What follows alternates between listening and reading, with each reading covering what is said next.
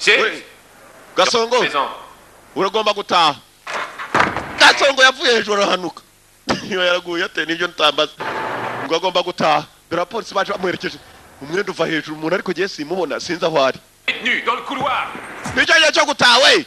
Inmate. Boy. Boy yarasohotse nk'izindi zose. Ngabo bataha. Ouverture de la porte. Ufungura amarembo mwana. Aratashe. Gasongo yagombaga gutaha wari umunsi wo gutaha. Filime yiswe Ritomani ngo mugabo mutoyi. Dore ukuntu barinze atagenda umusohokeraho. Cyari gihe cyo kuva muri gereza. Dore uruga bukorungana mwoga twamwe we. Ni rugufi cyahu. Musikari. Ni rugufi. Où est-ce qu'il se cache encore, lui? Kira kigo gihe cyakaze kumva nano cye kuko cyatinze. Ruko rwagomba kumukuraho ngaho.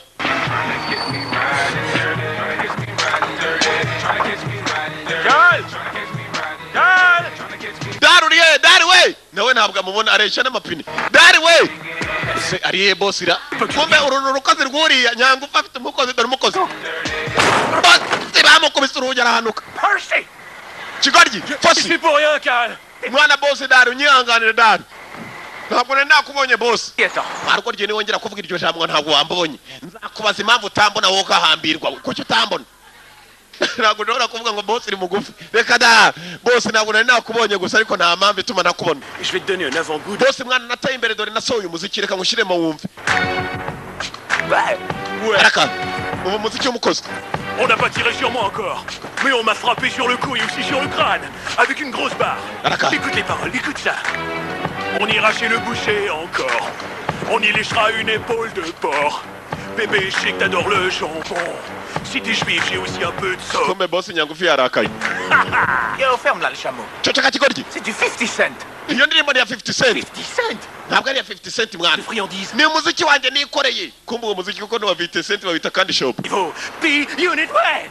Boss abakobwa batangiye kungenda warugorye ntukambeshe ugahambirwa. Pareil que tu vas flamber tout ton magot sur de la bière et des... Sa boss ibyo udakunda ndabizi urakaye gatoyo urababara kandi je nanga kurakaza uzi nejo muri nakwise mugufi umwise mugufi we icyo kigamba nakubwiye ngo iki yanga umwe urwo nuruki warugoryi we niko umupagazi boss amwereza uruki.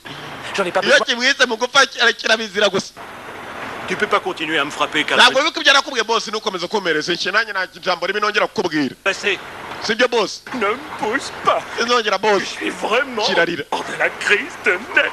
Urihanagura mama shenge. Attendre là-bas jusqu'à ce que Vanessa arrive. Et quand je vous ferai signe, vous approcherez, ok? C'est cool. Hari umushuti wanjye ugiye kuzano yitwa Vanessa ni madamu wanjye ndagira ngo uze kuturirimbira indirimbo ariko ijyanye n'uburyo tubayemo.